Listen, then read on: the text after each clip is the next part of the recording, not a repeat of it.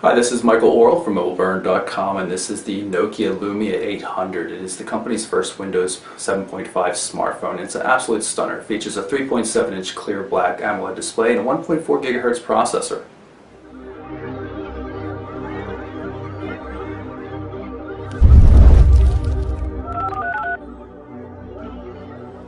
Okay, so let's take the device out of the box.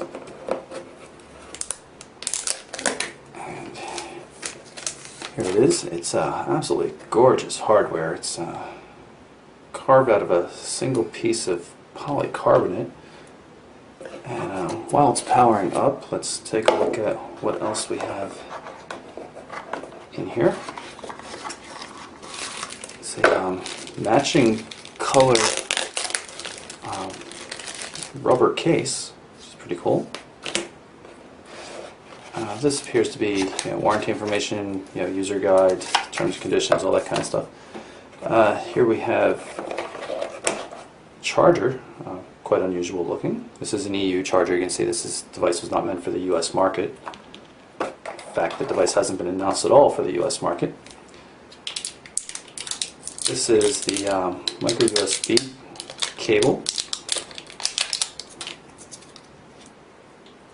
Micro USB on this end and full USB on that end. And this would appear to be a set of headphones. There we go. Take a look at those. There is a small microphone right here, and a looks like probably a pause play button or an answer send button. And there might be something else. Nope, that appears to be just about everything. So let's take a look at the device. Up front and center we have a 3.7-inch display, and that's wide VGA resolution. That's 480 by 800 pixels. It's a Nokia clear black display, so you can see the blacks on this AMOLED display are really, really inky, which just mates perfectly with the black polycarbonate shell and the device is carved out of. It's carved out of a single piece of polycarbonate, so there are no seams whatsoever. 12.1 millimeters thick, and it's about 144 grams in weight. You can see that the ends, though, are tapered, which adds to the thinness to it. It actually feels thinner than it is, especially you have the nice rounded edges as well. Go the whole way. Up top here we've got covers for the micro USB port and the SIM card slot. It's actually a micro SIM card slot. It's here as well. You just pull this out. So quite a neat system there. Stick that back in. It's going to cause the phone to reset. And while it's doing that, you can also note that we've got a 3.5 millimeter headphone jack here. Right hand edge volume control, power standby button, and the dedicated camera shutter button. Of course, 8 megapixel camera with a Carl Zeiss lens on the back and dual LED flash. On the bottom there's not too much to see except for the speaker grill. And while the device is powering up, you can probably see the warped reflections here, and that's because the glass over top of the screen is curved, which makes it blend nicely in here. It's just really fantastic. You also note that we've got the 3 touch sensitive controls down the bottom. We've got back, the Windows key, and of course search. I've slipped on the included rubber case. You can see it barely changes the look of the device. The fit is so tight. It just looks really like you don't have the rubber case on at all, except I can guarantee it's much more impact resistant than it was without the case. It just still really looks nice. And just to make it a little bit easier for you to see where the display begins and ends, I'm going to change the background color of the theme so you can see the full dimensions of the display. Definitely looks better when you're running it in black though. Jump back to the start menu and you can see all the tiles. All the tiles can be rearranged to suit. That little button there will take you into the main menu. You can also just swipe over. No way to change the layout of the menu though. It's a long list no matter how many applications you might have in it. Cool thing is though, you can uninstall just about anything that the carrier or the manufacturer might add. The Lumia 800 is powered by a 1.4 gigahertz Qualcomm Snapdragon processor, and it seems really, really snappy. Everything seems to just cruise along very, very smoothly. It's got 512 megabytes, a half gig of application RAM, and it has 16 gigabytes of storage internal. There's no micro SD card slot for expansion though. It's just something that a Windows Phone just really doesn't support well. In terms of connectivity, this is an HSPA device. It's capable of download speeds as much as 14.4 megabits per second or uploads of 5.76 megabits per second. Theoretical, it depends of course on the network you're connected to. Also has Wi-Fi 802.11b, G, and N support. Bluetooth as well. Go through some of the settings here. Notice how smoothly everything goes. It's iPhone-like in that regard. It's much smoother than you'll see on Android.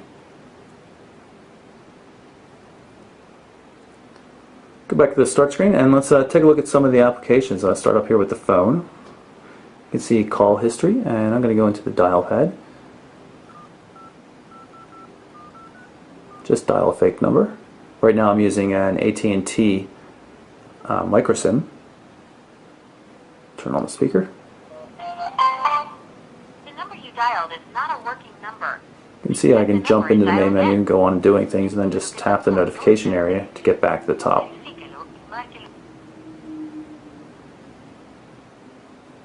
Messaging.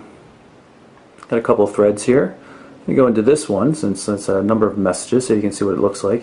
You have the ability to switch between text messaging, Windows Live messaging, and Facebook chat all just in one thing, just as you would do, say, in WebOS. So you just switch between one system to another and maintain the same threading.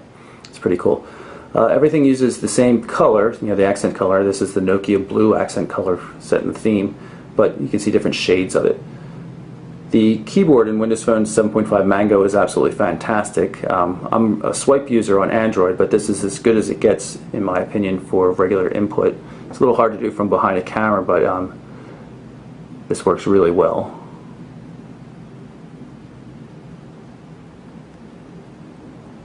Even when I bang on it quite indiscriminately, send that message off.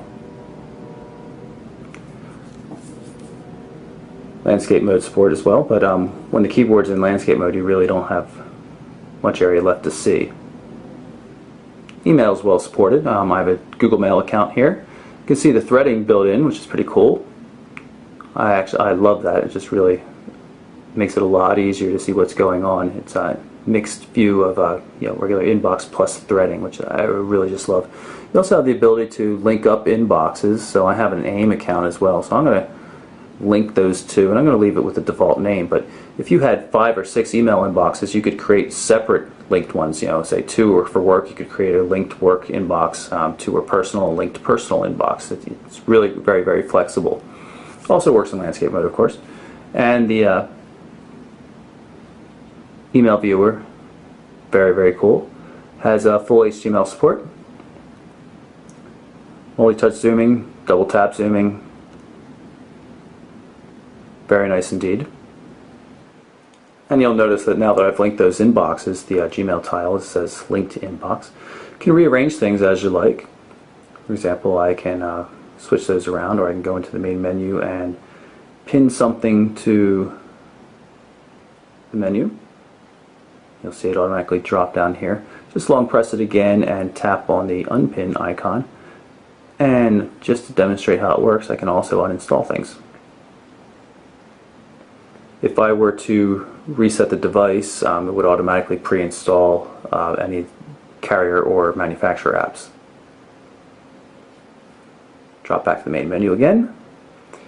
Nokia Drive is Nokia's navigation, turn-by-turn navigation, something Windows Phone devices in general lack, so a good selling feature for the Nokia Lumia 800. It's going to pick up the GPS signal, and then you should see a 3D view of where I'm located. And here it is, a 3D view now that it's got a satellite lock. I also put into landscape mode.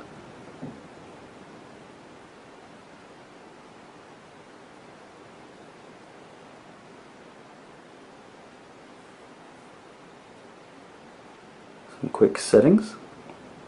2D view is also accessible. And you can change day and night modes. Somewhat related, we have Nokia Maps as well. This application is in beta.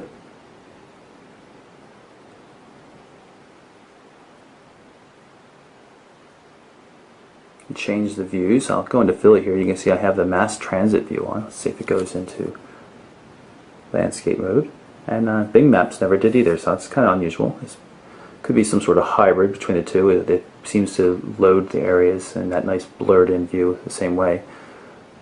So let's go to satellite view for a second. And there it is.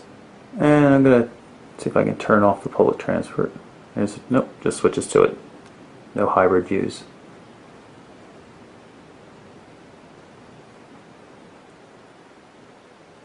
I can tap this button to get back to my current location.